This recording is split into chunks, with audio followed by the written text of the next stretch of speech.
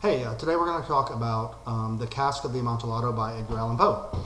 And as you probably figured out from the story centers around revenge, the revenge of Montresor on Fortunato for this idea of a public insult or crossing the line into this kind of idea of unforgivable shaming of him.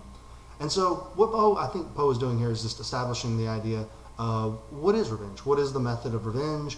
How is revenge taken out on another person so that it may be fully recognized in the person who wishes the revenge, right? So, revenge must be done in a certain way for it to be authentic. So, let's read through the three kind of ways that Montresor envisions revenge as being successfully carried out. So I'll just read from the story and we'll talk about each one individually. So he begins on page 618. At length I would be avenged. This was the point definitively settled, but the very definitiveness with which it was resolved precluded the idea of risk. I must not only punish, but punish with impunity. Okay, so he's saying here that the idea of revenge, for revenge to be effective or for revenge to be carried out in a way that is authentic to the person who wants the revenge, that the revenge must be done with impunity. So if you want revenge on someone, you can't go get revenge and then that person is able to, like call the police and then have you arrested, because then you really haven't gotten your revenge because you've been punished for the crime. So you need a method of revenge that prevents you from being again kind of attacked by this person. So that point is very important. All right, so moving on to the second point now. A wrong is unredressed when retribution overtakes its redresser. So here, it's a little bit more vague, right? A wrong is unredressed if retribution overtakes its redresser, right? So this idea of, I think it's really guilt is what he's talking about here. Can you perform this idea of revenge if you feel guilty, right? For example, if someone does you wrong, it's very easy to kind of fantasize ways of getting back at them or wanting revenge on them, right? But very few of us ever actually do it. It's much easier to kind of do in the mind rather than to go out and to physically take revenge on this person.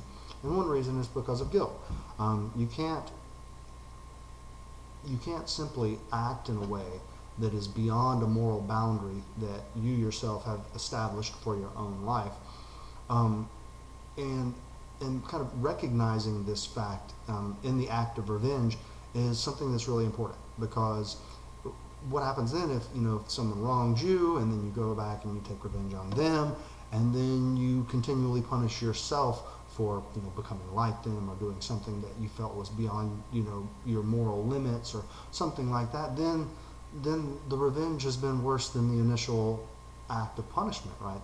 Because now you can't take revenge on yourself, on your own guilt. You can't simply assuage this feeling that you have. So that needs to be at least a part of revenge, knowing that you can do this and go home and sleep well at night. And so that's something that also needs to be thought about real carefully as well. And so the third thing he says is this. It is equally unredressed when the avenger fails to make himself felt as such to him who has done the wrong, right? So the last act is, okay, if you get revenge on someone, then what if they don't know it was you, right? If someone does you wrong to you and you go back and you wrong them, but they don't know it was you. They know that something was done, of course, and they feel this kind of sting, but they don't know it was you. And here Edgar Allan Poe is saying that through Montresor that is equally as, I guess, a definition of revenge, right? So the definition of revenge is that the guy must feel it, right? So here Fortunato must feel this revenge, right? And then Montresor must carry out this revenge in a way in which he does not feel guilty about it, right? And so let's examine quickly, are those last two, are they done in the story? So this idea of Fortunato has to kind of know Montresor is doing it. And I think we can make a clear case that he does. You know, he's being bricked up and chained in this kind of deep catacomb. But if we look at it more closely, Fortunato he's quite intoxicated when he goes down there. He's not really sure of what's going on. He thinks it's a joke for quite some time.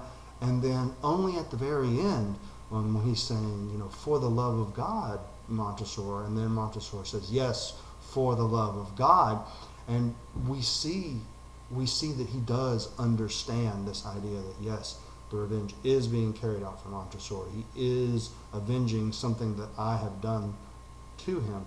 But does that really fulfill this kind of whole obligation of revenge, right? Because it's just for a short time. And I do see the argument. So let's put both sides of the argument. First side of the argument is, no, he doesn't.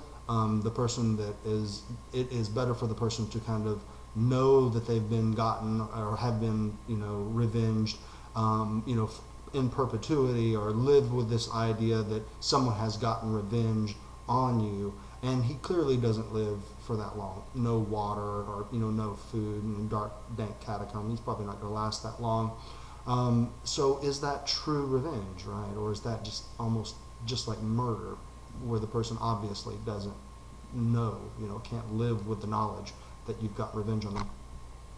And then, so this other idea too, that the person, the avenger, must not feel guilty, right? They don't carry with them this sense of guilt. And so, do we see that? At the very end of the story, we see Montresor saying that, you know, he feels a chill, right? And but not from the catacombs. You know, you see that little hyphen there when he says, but not from the catacombs. And I personally kind of see that as ambiguous, that the author is saying that, well, I'm saying that I don't feel it, you know, but I'm stating it in a way, I'm, you know, putting this hyphen in there, kind of like this pause.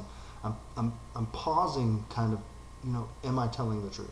Am I saying that I don't feel it because I don't feel it, or am I saying I don't feel it because I want to seem, you know, very hard, like hard as nails, and no one's going to get to me, and, you know, no, I don't feel this, and I'm very strong. And so that's kind of ambiguous. And at the very end, he says, you know, that, you know, I haven't thought about him for, I believe it's 50 years, right? So just kind of, again, referencing, you know, oh, yeah, no, and again, I haven't even thought about him in 50 years, but yet he's telling the story, right? So how can that be reconciled, right?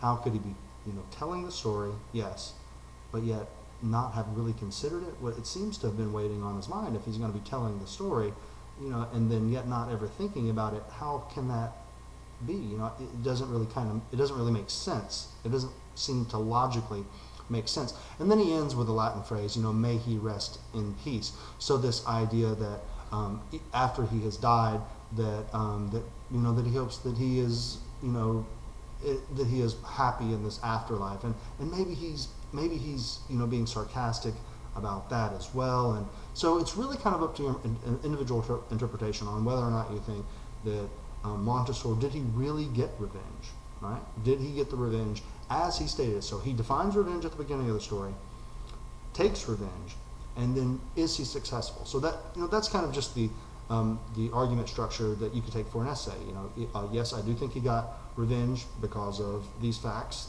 or no, I do not think he got revenge because of these facts as I see them played out in the story. And I think you can make a really sophisticated argument either way. Okay, so I'm going to record some more videos about the other stories, and if you have any questions, let me know. All right, bye.